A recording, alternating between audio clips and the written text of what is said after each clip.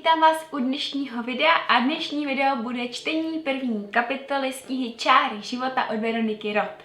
Na Facebooku jsem se vás ptala, jestli byste stáli o to první čtení a hodně z vás projevilo zájem, že jo, tak jsem se rozhodla, že to samozřejmě pro vás natočím, protože co bych pro vás neudělala.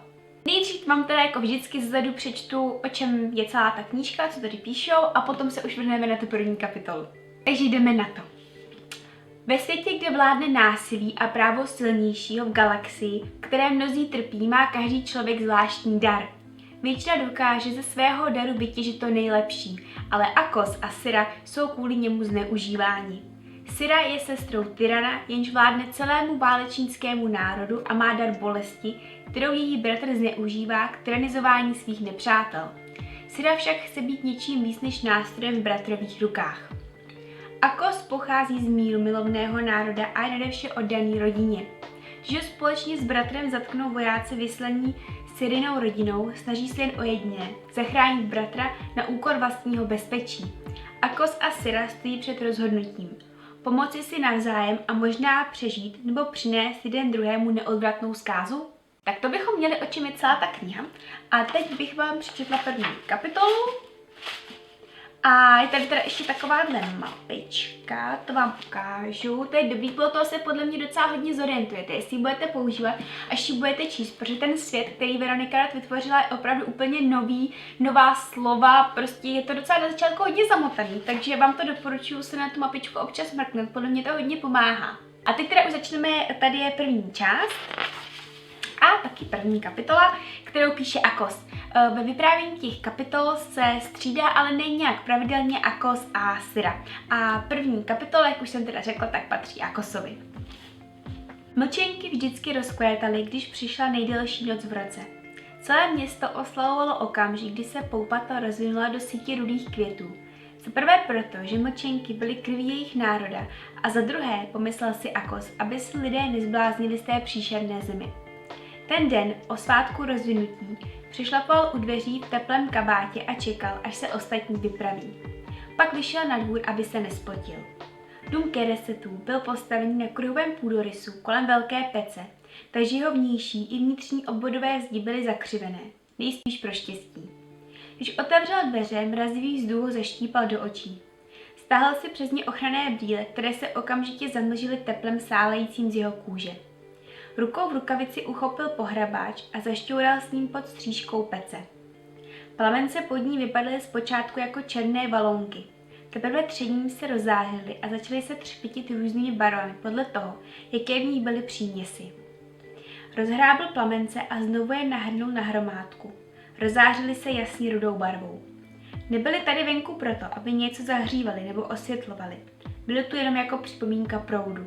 Jako kdyby hukot v Akosově těle nebyl dostatečnou připomínkou sám o sobě. Proud procházel vším živým a na nebi byl vidět jako proudnice hrající různými barvami. Přesně jako plamence.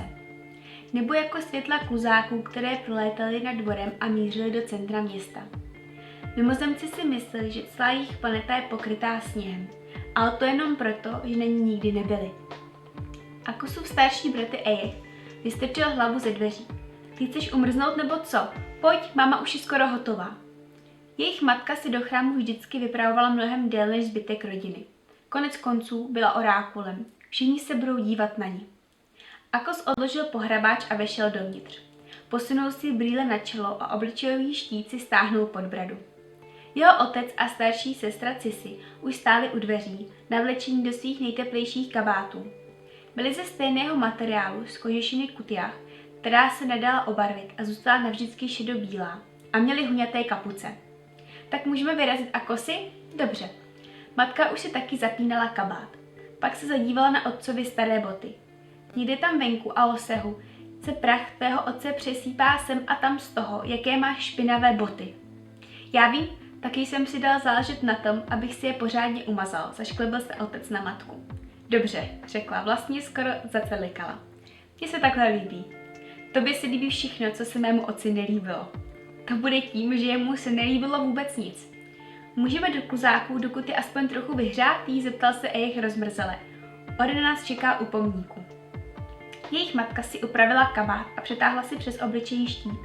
Pak se vyhrnuli ze dveří a jeden za druhým pochodovali po vyhřívané cestičce jako procesí kožešiny, brýlí a rukavic. Nízká oblá loď se vznášela jen půl metru nad závějí, dveře se pod matčím dotýkem otevřely a všichni se naskladli dovnitř.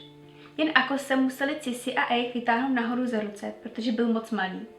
S bezpečnostními pásy se nikdo nezdržoval. Do chrámu, zavelel otec a zdvihl nad hlavu zatětou pěst. Vždycky to tak říkal, když měli namířeno do chrámu. Snažil se jim tím zvednout náladu, ale občas to znělo, jako kdyby jásal, že si může vystát dlouhou frontu. Někdo psal něco ten Martin.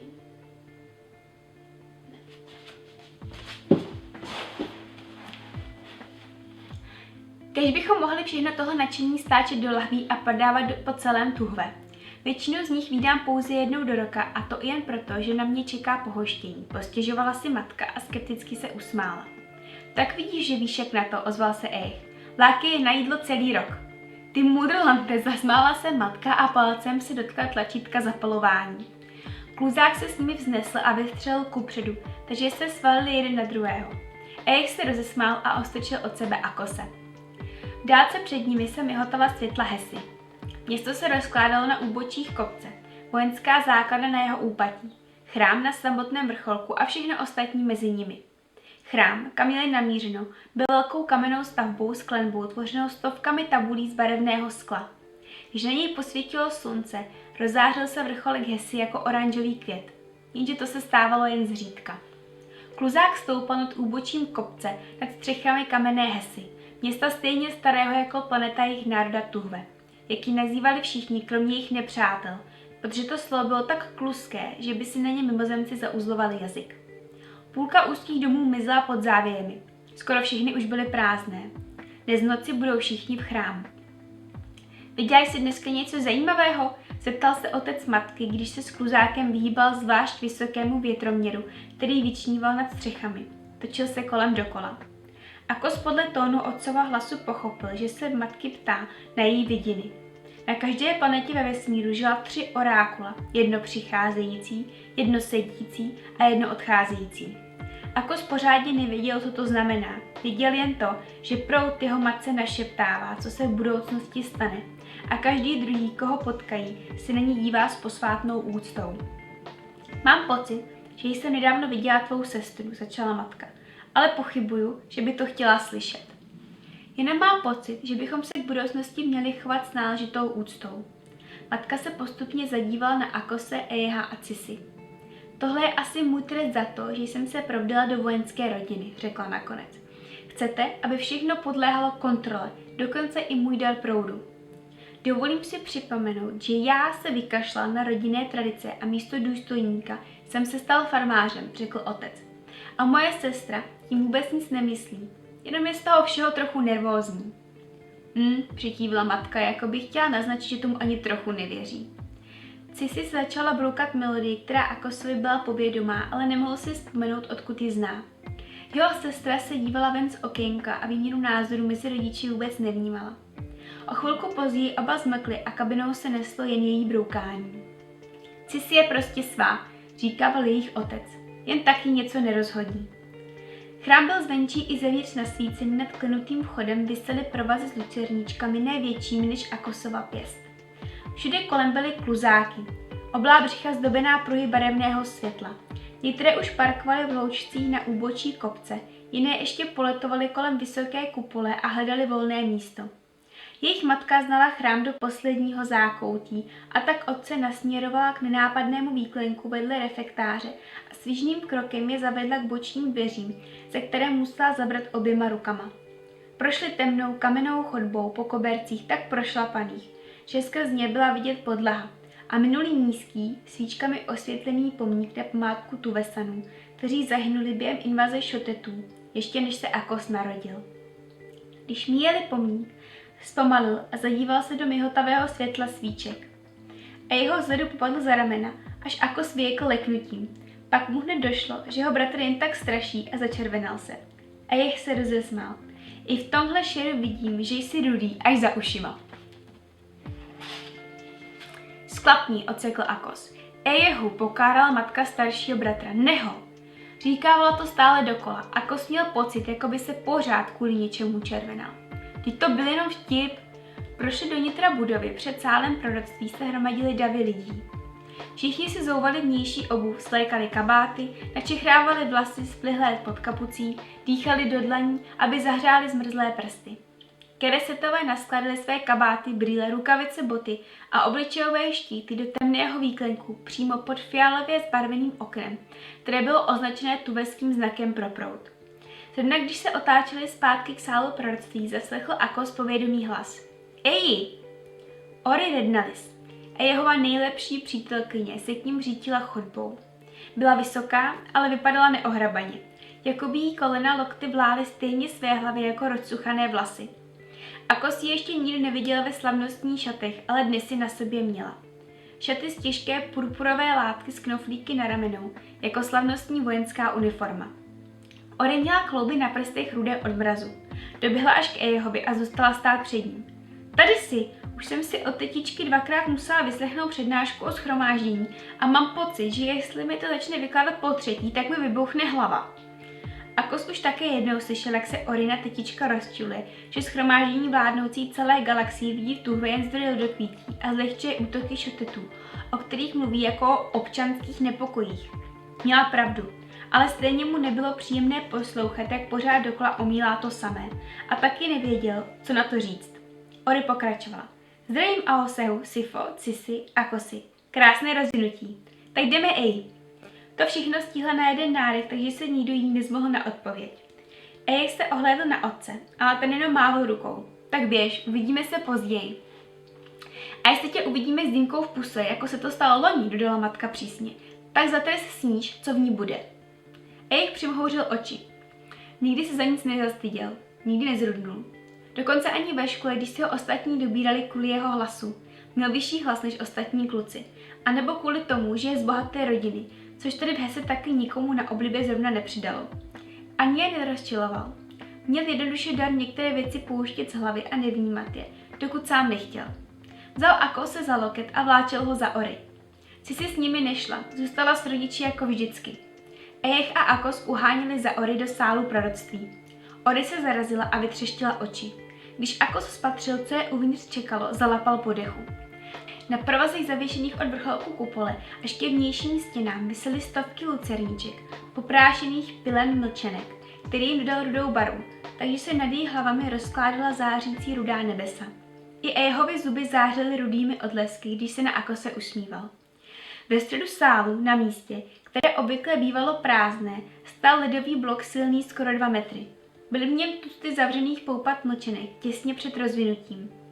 Další plamencové lucerničky, velké asi jako Akosův palec, lemovaly ledový blok, ve kterém poupata mlčenek čekala, až se rozvinou. Tyhle vydávaly bílé světlo, zřejmě aby vynikla barva samotných květů, rudějších než všechny lucerny nad nimi.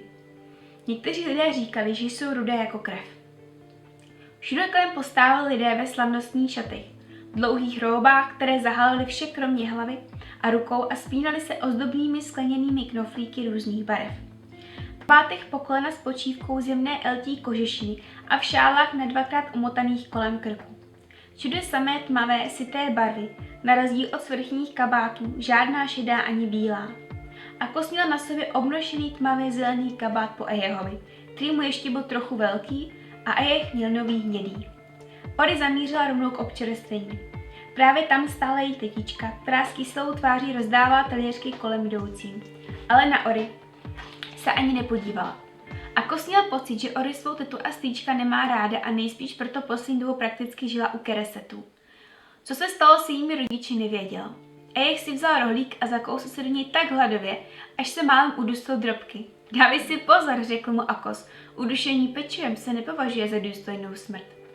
Aspoň bych zemřel při něčem, co mám opravdu rád, řekl mu Ejech s plnou pusou. Akos se zasmál. Ori se Ejehovi zavěsila jednou rukou kolem krku a přitáhla si jeho hlavu k sobě. Teď se nedívej, zírej na nás zleva. No a, už klíbil se Ejech a z úst mu padaly drobky. Ale Akos už cítil, jak se mu do tváří hrne krev. Zariskoval a podíval se na Ejeha nalevo. Stál tam hlouček dospělých. Opravdu je mlčky pozorovali. Člověk by řekl, že už sis na to dávno mohl zvyknout, Akosi, poznamenal Ejech. Vždyť se to stává každou chvíli. Člověk by řekl, že už si oni mohli dávno zvyknout na nás, odpověděl Akos. Žijeme tady od narození a od narození máme osudy. Tak proč na nás pořád tak čumí? Každý měl budoucnost, ale ne každý měl osud. Aspoň tak jim to říkala jejich matka. Jen někteří členové určitých vybraných rodin dostali do vínku osud, který v okamžiku jejich narození potají vyřkla všechna orákula na všech planetách zároveň. Matka jim vyprávila, že tyto vize byly tak silné, že ji dokázali probrat i z nejtvrdšího spánku. Ejech, Cisi a Akos měli osudy. Jen nevěděli, jaké jsou, přestože jejich matka byla jednou z těch, kteří je viděli. Vždycky jim říkala, že jim nemusí nic vykládat, protože svět to udělá za ně. Osudy údajně určovaly pohyby světů. Kdykoliv o tom Akos delší dobu přemýšlel, začala se mu z toho motat hlava. Ori pokrčila rameny. Moje teta říká, že shromáždění poslední dobou ve zprávách kritizuje orákula, takže to asi lidem trochu vrtá hlavou. Kritizuje, podívil se Akos, a proč? Ejch ani jednoho z nich neposlouchal. Pojďte, najdeme si dobrá místa. Ori se rozzářila. Jo, jdeme, nechci zůstat vzadu a celou dobu zírat na zadky lidí přede mnou jako loni. Myslím, že výšku zadku už si přerostla, zasmál se Ejch. Letos si tak na úrovni lopatek. Ori obrátila oči slou. Tentokrát Akos vplul do davu vstálil proroctví jako první. Kličkal pod sklenicemi vína a gestikulujícíma rukama dospělých, až se dostal dopředu, přímo k ledovému bloku s poupaty mlčenek. Přišli právě včas. Jejich matka stála u bloku ledu a už byla bosá, ačkoliv tu byla pořádná zima. Říkala, že si její věštecké schopnosti zlepšují, když cítí zemi pod nohama. Ještě před chvilkou se s Ejhem smáli, ale když se dav utišil, utichlo i všechno v Akosovi. Ejch se k němu naklonil a pošeptal mu do ucha. Cítíš to? Proud tady hučí jako blázen. Mám pocit, že se mi chvěje vzduch v plicích. Akos by si toho nevšiml, ale musel uznat, že bratr má pravdu. Teď už taky cítil, jak se mu chvěje celá hruď, jako by se krev v jeho žilách rozespívala. Ovšem, než stačil odpovědět, promluvila jejich matka. Nějak zvlášť nahlas, ale to ani nebylo nutné. Všichni ta slova znali nazpaměť. Proud prostupuje každou planetu v galaxii a dává nám své světlo jako připomínku své síly. V tu chvíli se všichni jako na povel zadívali k nebi, na které byla přes rudou kupoli chrámu zřetelně vidět klikatá proudnice. V tomhle ročním období bývala skoro vždycky karmínově rudá, jako okvětní lístky mlčenek. Proudnice byla viditelným projevem proudu, který prostupoval všechny lidi a všechny živé bytosti. Táhl se napříč galaxií a spojoval všechny planety jako korálky na dlouhém náhrdelníku. Proud prostupuje vším živým, pokračovala Sifa, a dává všemu živému sílu růst a vzkvétat. Proud prostupuje každou lidskou bytostí, je v každém nádechu a vychází s každým výdechem, prosátý sítem lidské mysli. Proud prostupuje každou květinu, která roste pod ledem. Mačkali se k sobě, nejenom Akos a Ejch a Ori, ale všichni v celém sále. Tiskli se jeden vedle druhého, aby viděli, co se děje s mlčenkami v ledu. Proud prostupuje každou květinou, která roste pod ledem, zopakovala Sifa, a dává jim sílu vykvést nejčernější tmě. Proud dává nejvíc síly mlčence, podle které měříme svůj čas, květu smrti a usmíření. Na okamžik zavládlo hluboké ticho, ale nikomu se to nezdálo nepřirozené. Bylo to, jako kdyby si všichni společně pobrukovali a cítili tu podivnou sílu, která udržovala jejich vesmír v pohybu. Podobně jako tření mezi částicemi rozehřívalo plamence. A pak pohyb. Jeden z okvětních lístků se pohnul. Stonek se zlehka zachvěl. Celý trs mlčenek jako by se třásl očekáváním. Nikdo ani nedýchal. Akos se zadíval na kupoli z rudého skla, jen na okamžik pozoroval les lucerek nad jejich hlavami a málem to promeškal. Rudá poupata se začala rozvíjet, všechna zároveň. Lístky se rozevíraly a odhalovaly zářivá jádra květů. Blok ledu najednou hrál pestrými barvami. Všichni lapali po dechu a nadšeně tleskali. Akos tleskal s ostatními, až ho brněly dlaně. Jejich otec předstoupil, vzal matku za ruce a políbili. Pro všechny ostatní byla nedotknutelná. Sifa Kereset, orákulum, jejímž darem proudu je nahlížet do budoucnosti. Ale jejich otec se jich dotýkal jako by nic, hladili prstem po dolíčcích ve tvářích, když se usmívala. Odhrnovali z čela prameny vlasů, které vyklouzly ze spony. Dokonce jí na ramenou nechával žluté otisky od mouky, když doma zadělával těsto na chleba. Otec neviděl do budoucnosti, ale za to dokázal opravovat porouchané věci. třeba rozbité talíře nebo praskliny ve stěnách nebo roztřepený lem staré košile. Někdy to vypadalo, jako by se dokázal dávat dohromady i lidi, když se dostali do potíží. A tak se Akos ani nezačervenal, když k němu otec přistoupil a zadl ho do náručí. Nejmenší dítě, vykřikl otec a přehodil si ho přes rameno. Ačkoliv už zase tak malý nejsi, skoro už tě neunesu. To není tím, že bych byl velký, je to proto, že už jsi starý, odpověděl Akos. Tak tohle mi řekne můj vlastní syn, rozčiloval se otec. Jaký trest by si takhle břitký jazyk asi zasloužil? Já nechci, ale už bylo pozdě. Otec si ho nadhodil, otočil ho ve vzduchu a popadl ho za oba kotníky. Akos najednou vysel hlavou dolů a tiskl si košili a kabát k tělu, ale sám se rozesmál. Ao se ho opatrně postavil a pustil ho až ve chvíli, kdy cítil, že Akos bezpečně stojí na zemi. Budíš te proté ponaučením, že drzost se nevyplácí, řekl, když se nad ním skláněl. Takový drzostí se mi všechna krev nahrnula do hlavy, zeptal se Akos a nevinně na něj zamžoural očima. Přesně tak, a Hosek se na něj zasmál. Krásné rozvinutí. Akos mu úsměv oplatil. Tobě taky. Ten večer zůstali vzhůru tak dlouho do noci, že Ejech a Ori usnuli u kuchyňského stolu. Matka pak odnesla Ori na pohovku v obýváku, kde po snídani přespávala skoro každou druhou noc, a otec probudil Ejeha. Potom si každý šel po svých, všichni kromě Akose a matky. Ti dva vždycky zůstávali vzhůru jako poslední. Matka zapnula obrazovku a místností tlumeně zazněly zprávy ze shromáždění. Bylo v něm zastoupeno 9 planet, ty největší a nejdůležitější. Technicky za to byly všechny planety nezávislé, ale shromáždění regulovalo obchod, zbrojení, vzájemné úmluvy a cestování a zároveň představovalo zákon v okolním vesmíru. Ve zpravodajství shromáždění postupně probíraly planety jednu po druhé. Na Tepesu byl nedostatek vody, na Ottidu vynalezli novou převratnou léčbu a na oběžné dráze kolem Pity přepadli jednu loď piráti. Matka otevírala sklenice se sušenými bylinkami. Akos si zprvu myslel, že uvaří uklidňující odvar, aby si jim oběma lépe usínal. Ale potom šla do předsíně. Natáhla se až k nejvyšší polici ve skříni a nahmatala tam plechovku mlčenky. Říkala jsem si, že bychom si dnešní lekci taky mohli nějak obzvláštnit, řekla mu Sifa, když se vrátila. Když ho učila o ledokvítí, uvažoval o ní takhle, jako o Sifě, ne jako o mámě. Ona zase před 2 lety začala těm jejich pozdním rozhovorům říkat lekce. Nejdřív žertem, ale teď už to Akosovi znělo zcela vážně. Těžko říct, když se ve své vlastní matce nevyznal. Vezmi si prkénko a nakráje mi kousek kořené harvy, řekla mu a navlékla si rukavice. Už jsme mlčenky používali, že ano? V elixíru na spaní, řekl Akos a poslušně šel připravit, co po něm chtěla. Postavil se na levo vedle ní s prkénkem, nožem a neočištěným kořenem harvy. Byl mrtvolně bledý a pokrytý jemným chmířím.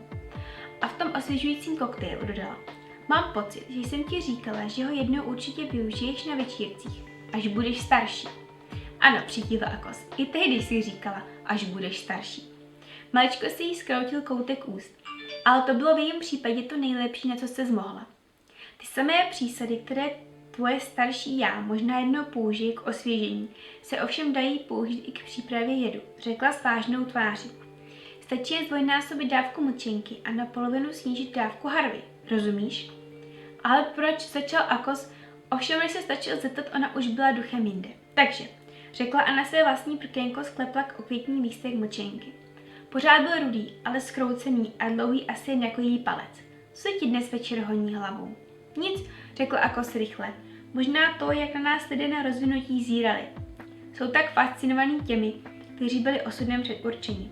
Moc ráda bych ti řekla, že jednoho dne zírat přestanou, řekla a tiše si povzdychla. Ale obávám se, že na tebe budou zírat vždycky. Rád bych se zeptal, co myslela tím zdůrazněním na tebe, ale během lekcí s matkou mluvil velice opatrně. Stačila jiná špatně formulovaná otázka a výuka mohla z ničeho nic skončit. Stačila jiná dobře formulovaná otázka a mohl se dozvědět věci, které by vůbec vědět neměl. A co ty? Zeptal se jí nakonec. Myslím, co se tobě honí hlavou? Ale, povzdychla si matka při krájení. Dokázala krájet rychle a přesně, takže její nůž v pravidelném rytmu klepal do prkénka. Ako se v poslední době zlepšoval, ale pořád byl nahony daleko od toho, aby ukrajoval všechny kousky stejně velké. Dneska mě trápí myšlenky na rod Noaveků. Stála u stolu bosá a prsty na nohou se jí kroutily zimou. Chodidla orákula. Jsou panovnickým rodem Ušotetů, řekla. zemi našich nepřátel. Šotetové byli kmen, ne národ s vlastní planetou, a všeobecně se o nich vědělo, že jsou divocí a krutí. Na pažích si dělali čáry života, zářez do masa za každého, koho zabili. A své děti už od malička cvičili v umění války. Žili na Tuhve, na stejné planetě jako Akos a jeho rodina. Jenže Šotetové té planetě neříkali Tuhve a sobě Tuvesané. Za obrovskou stepí porostlou pernatkou. Tou samou pernatkou, která rostla pod okny domu, kde bydlá Akosova rodina. Jeho babička, matka jeho otce, zemřela během jedné z invazí Šotetů. Bránila si jim jen s kuchyňským nožem v ruce, aspoň tak toho o ní otec vypravoval. I na městě Hesa zanechali nájezdníci dost patrné jizvy. Do zdí byla vryta jména těch, kteří zahynuli. Tu a tam byla rozbitá okna, jen zakrytá, nevmíněná, takže v nich pořád byly vidět praskliny. Jen za tou planinou porostlou pernatkou. Někdy se mu zdálo, že jsou na dosah. Viděl si, že rod Noaveku je osudem předurčen, tak jako ty a tý sourozenci, pokračovala Sifa. Orákula v její rodové linii nevídala osudy vždycky. Stalo se to až za mého života. A když se to stalo, posílilo to postavení Noaveků v šotecké vládě natolik, že se chopili moci a ovládli celý kmen a ovládají ho dodnes. Nevěděl jsem, že nic takového možné. Myslím, aby se mezi osudem předurčené dostala nová rodina. No, ti z nás, kteří jsou nadáni schopností vidět budoucnost, nerozhodují o tom, kdo bude mít osud, řekla mu matka. Vidíme stovky budoucností, možností, ale osud to je něco, co konkrétního člověka potká v každé verzi budoucnosti, kterou vidíme, což je velmi vzácné. Ty osudy určí, které rody jsou předurčené a ne naopak. Tohle Akos se nikdy nenapadlo. Lidé většinou na osudy pohlíželi jako na zvláštní dárky, které orákla rozdávají vyvoleným, důležitým lidem. Ale jak říkala jeho matka, bylo to přesně naopak. Osudy dělaly z některých rodin důležité a vyvolené rody. Ale ty si viděla jejich osudy, myslím Noaveku, přikývla, jen syna a dcery, Riska a Siri. On je starší, ona stejně stará jako ty. Ta jména Akos slyšela už dřív, ale vždycky v souvislosti s nějakou směšnou fámou. Že prým jde pěna od pusy, že si oči mrtvých nepřátel schovávají v velkých sklenicích a značky se zabité mají od zápěstí až po ramena. Pravda, to poslední možná fáma nebyla. Někdy je snadné pochopit, jak se lidé stali tím, čím jsou, řekla jeho matka tiše. Rizek a Sira, děti Tyrana. Jejich otec Lazmet, syn ženy, která povraždila své vlastní bratry a sestry. Násilí přeskakuje z generace na generaci jako nakažlivá nemoc. Pokývala hlavou, ale její ramena a trup se k tomu pohybu pomalu přidávaly, až se nakonec pohupovala celá. A já to vidím, já to všechno vidím. Akos ji vzal za ruku a pevně jí si vřel. Omlouvám se, Akos si řekla, a on si nebyl jistý, jestli se mu omlouvá za to, že mu řekla příliš, nebo za něco úplně jiného. Ale vlastně na tom nezáleželo. Oba tak chvilku stáli, poslouchali tlumené zprávy ze světa a nejtemnější noc roku se najednou zdála ještě o něco temnější.